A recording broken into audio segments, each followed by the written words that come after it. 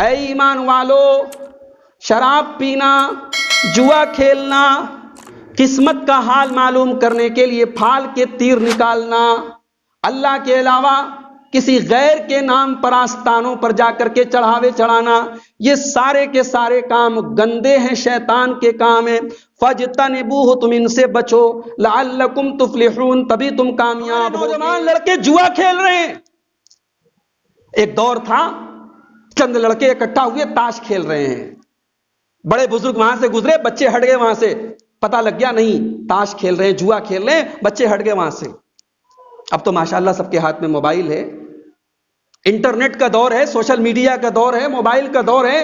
اب وہ جو جوا گلیوں میں کھیلا جاتا تھا، چوراہوں پہ کھیلا جاتا تھا، بیٹھکوں میں کھیلا جاتا تھا، وہ آن لائن کھیلا جا رہا ہے۔ بہت سارے ایپ ہے مارکیٹ میں، ہمارے نوجوان لڑکے اس میں پیسہ انویسٹ کرتے ہیں، لگاتے ہیں۔ کسی نے 10 روپیہ لگا کے 1 لاکھ کما لیا، کسی نے 1 لاکھ لگا کر کے 0 کمایا۔ یہی تو جوا ہے، جوا اسی کا نام ہے میرے بھائی۔ 2 لوگ مال لگائیں، 2 سے زیادہ لوگ مال لگائیں، کسی کو بہت زیادہ آمدنی ہو جائے، کسی کا پورا لاس ہو جائے، یہی جوا ہے۔ اور یہ جوا کتنی خطرناک چیز ہے، اس کا اندازہ آپ اس سے لگائیں کہ اللہ تعالیٰ نے قرآن میں جوا کا ذکر الگ سے کہیں نہیں کیا، جہاں کیا شراب کے ساتھ کیا۔ شراب کو تو ہم سب مانتے ہیں شراب بڑی خراب چیز ہے، ہمارا کوئی پڑوسی شراب پیے تو ہم اس کو اچھی نظر سے نہیں دیکھتے، اور ہمارا گھر کا ہمارا بیٹا جوا کھیل رہا ہے اور ہمیں کوئی فرق نہیں پڑ رہا ہے، جبکہ قرآن نے جوا اور شراب کو ایک ساتھ ذکر کیا ہے۔ میں نے آپ کے سامنے خطبہ مسنونہ کے بعد جو آیت پڑھی تھی، سورہ مائدہ کی آیت نمبر 90 اور 91 پڑھی تھی، 2 آیتیں پڑھی تھی۔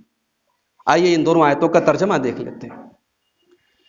یا ایھا الذین آمنوا انما الخمر والمیسر والانصاب والازلام رجس من عمل الشیطان، اے ایمان والو، شراب پینا، جوا کھیلنا، قسمت کا حال معلوم کرنے کے لیے پھال کے تیر نکالنا، اللہ کے علاوہ کسی غیر کے نام پر آستانوں پر جا کر کے چڑھاوے چڑھانا، یہ سارے کے سارے کام گندے ہیں، شیطان کے کام ہیں۔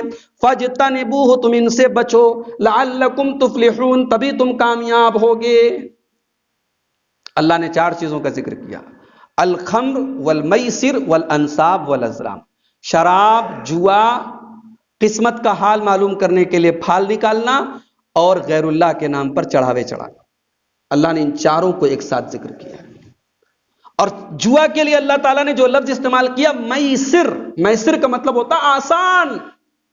آج انسان آسان روزی چاہتا ہے، پھٹ سے 10 روپیہ لگاؤ 1 لاکھ کما لو، انسان ایسی روزی چاہتا ہے۔ انسان کھٹنا نہیں چاہتا، انسان محنت کرنا نہیں چاہتا، انسان راتوں رات امیر بننا چاہتا ہے۔ اللہ نے کہا نہیں، یہ میسر حرام ہے، یہ آسانی سے جو تم لکھپتی بن گئے اور ایک آدمی بیچارہ لٹ گیا، یہ کمائی ٹھیک نہیں ہے، یہ میسر ہے، یہ جوا ہے۔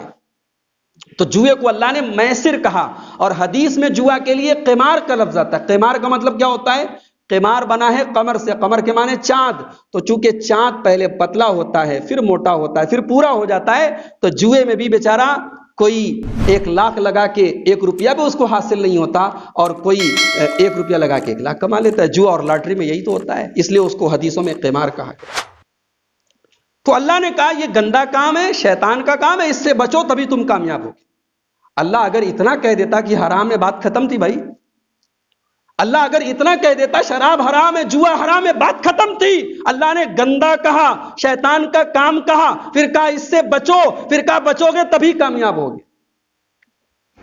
اتنے پر بھی اللہ نے بس نہیں کیا۔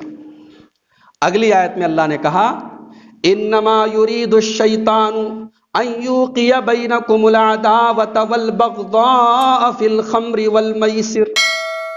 میرے بندو دیکھو، شیطان تمہیں لڑانا چاہتا ہے شراب کے ذریعے اور جوا کے ذریعے۔ شیطان تمہارے بیچ میں پھوٹ ڈالنا چاہتا ہے۔ کتنے گھروں میں، کتنے محلوں میں اسی جوا کی وجہ سے جھگڑے ہوئے، مار پیٹ ہوئی، قتل ہو گئے، خون خرابے ہو گئے۔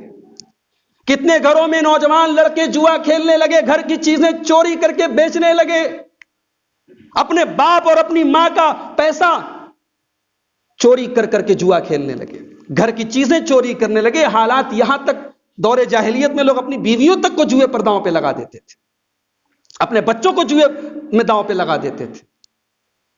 تو اللہ نے کہا شیطان تمہیں لڑانا چاہتا ہے شراب اور جوئے کے ذریعے. وَيَصُدَّكُمْ عَنْ ذِكْرِ اللَّهِ وَعَنِ الصَّلَاةِ، اور شراب کے ذریعے اور جوا کے ذریعے شیطان تمہیں اللہ کے ذکر سے اور نماز سے دور کرنا چاہتا ہے. ظاہر ہے کہ جو آدمی شراب پیے گا وہ اللہ کا ذکر کیسے کرے گا بھائی؟ وہ نماز کیسے پڑھے گا؟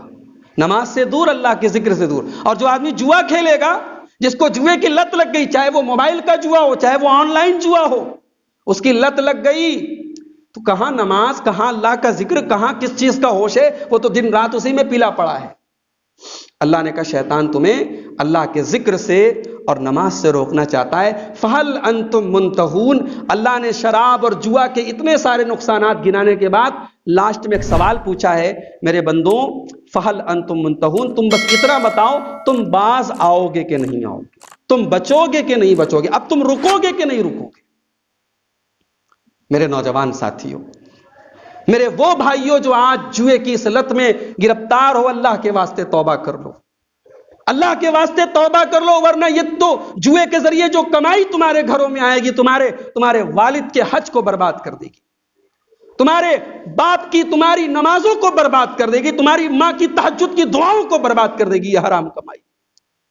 اپنے گھروں کو اس آگ سے بچا لو میرے بھائی، اس جوئے کی لعنت سے، اس جوئے کی لت سے اپنے آپ کو بچاؤ، یہ تمہیں خود غرض بنا دے گی. اسلام ہمیں خود غرضی کی تعلیم نہیں دیتا ہے. تجارت آدمی کرتا ہے، بزنس کرتا ہے، اس میں پروفٹ بھی ہوتا ہے، لاس بھی ہوتا ہے. بزنس میں اگر کسی کاروبار میں نقصان ہو رہا ہے، انسان سوچتا ہے یہ بزنس چل نہیں رہا ہے، دوسرا بزنس کرتا ہے. جوئے میں ایسا نہیں ہوتا ہے، جوئے میں تو ایک نشہ ہوتا ہے، آدمی ہارتا ہے اور پیسہ لگاتا ہے، ہارتا ہے اور پیسہ لگاتا ہے. انسان جذبات میں کھیلتا ہے جوا، سوچ وچار کی صلاحیت ختم ہو جاتی ہے، انسان لٹ جاتا ہے، اور شریعت ہمیں اس کی تعلیم نہیں دیتی میرے بھائی. وقت ختم ہو رہا ہے، ایک آخری آیت پڑھ کے بات ختم کروں گا. اللہ تعالیٰ نے سورہ نساء کے اندر ایک ہمیں تعلیم دی کہ یا ایھا الذین آمنوا لا تأکلوا اموالکم بینکم بالباطل، اے ایمان والو ایک دوسرے کا مال ناجائز طریقے سے مت کھاؤ، الا ان تکون تجارتا عن تراض منکم، ہاں آپس میں رضامندی کر کے تم تجارت کر سکتے ہو، بزنس کر سکتے ہو. اسلام نے بزنس کی تعلیم دی ہے، آپس میں رضامندی کر کے آپ بزنس کریں. ایک دوسرے کا مال جوا میں آپ کو اگر کمپنی 1 لاکھ روپیہ دے رہی ہے تو وہ ہزاروں لوگوں سے پیسہ لے کر کے آپ کو دوسرے کا مال آپ نے ناجائز طریقے سے ہڑپا ہے. اور ایک آخری بات میں یہ کہنا چاہوں گا، اگر آپ کو پیسہ کمانے کا شوق ہے، آن لائن آپ پیسہ کمانا چاہتے، بڑے حلال طریقے بھی لوگ آج آن لائن بزنس بھی کر رہے ہیں بھائی. آپ ساڑی کا کاروبار آن لائن کریں، آپ کا کوئی پروڈکٹ ہے، آپ کا کوئی سامان ہے، آپ آن لائن بیچیں. امیزون ہے، فلپکارٹ ہے، دوسری بہت ساری ویب سائٹیں ہیں، آپ ان پر اپنا مال بیچیں. ہاں اس میں آپ کو ایسا نہیں بالکل یعنی بے حساب فائدہ تو نہیں ملے گا، ایک لمیٹڈ فائدہ ملے گا. ایسا نہیں ہے کہ آپ نے 10 روپیہ لگا کے 1 لاکھ روپیہ کما لیا، ایسا تو نہیں ہوگا. 10 پہ 12 آپ کو ملے گا، 10 پہ 15 مل جائے گا، آپ کو ایک پروفٹ ملے گا. آن لائن آپ پیسہ کمانا چاہتے ہیں، آج کل ایک بہت بڑا بہترین طریقہ چلا ہے ریسیلنگ کا. ریسیلنگ کا مطلب یہ ہے، اب صورت میں کوئی مال بیچنے والی پارٹی ہے، وہ آن لائن اس نے اپنے پروڈکٹ کی ایک کیٹلاگ جاری کر دی، آپ اس سے رابطہ کر لیں، اس کی کیٹلاگ لے لیں اور آپ اپنے طریقے سے اپنے کسٹمر کو اس کو بیچیں. اس کو ریسیلنگ کہتے ہیں. اپنا پروفٹ رکھ کے آپ بیچیں، جائز ہے، بالکل جائز ہے. اسی طریقے سے آن لائن پیسہ کمانے کا ایک جائز اور حلال طریقہ ایفلیشن کا ہے. آپ امیزون کے ایفلیشن اور فلپکارٹ کے ایفلیشن کے ممبر بن جائیں اور اس کے پروڈکٹ کو آپ اس کا پرچار کریں، لوگوں کو اس کے بارے میں بتائیں. اگر کسی نے آپ کی آئی ڈی سے خریدا، اس کا کچھ کمیشن آپ کو ملے گا. یہ ساری صورتیں حلال ہیں. حلال طریقے سے کھاؤ میرے بھائی، اپنی کمائیوں کو حلال کر کے کھاؤ، اپنے بچوں کو حلال کھلاؤ. اسی میں دنیا کی بھی کامیابی ہے، اسی میں آخرت کی بھی کامیابی ہے. اللہ کے پیارے نبی نے فرمایا، حرام کمائی سے پلنے والا بدن جنت میں نہیں جائے گا. اگر ہمیں اور آپ کو اللہ تبارک و تعالیٰ کے غضب سے بچنا ہے، اللہ کی جنت میں داخل ہونا ہے، اللہ کے نبی صلی اللہ علیہ وسلم کی شفاعت پانی ہے، تو میرے بھائیوں ہمیں اور آپ کو اپنی کمائیوں کی فکر کرنی چاہیے.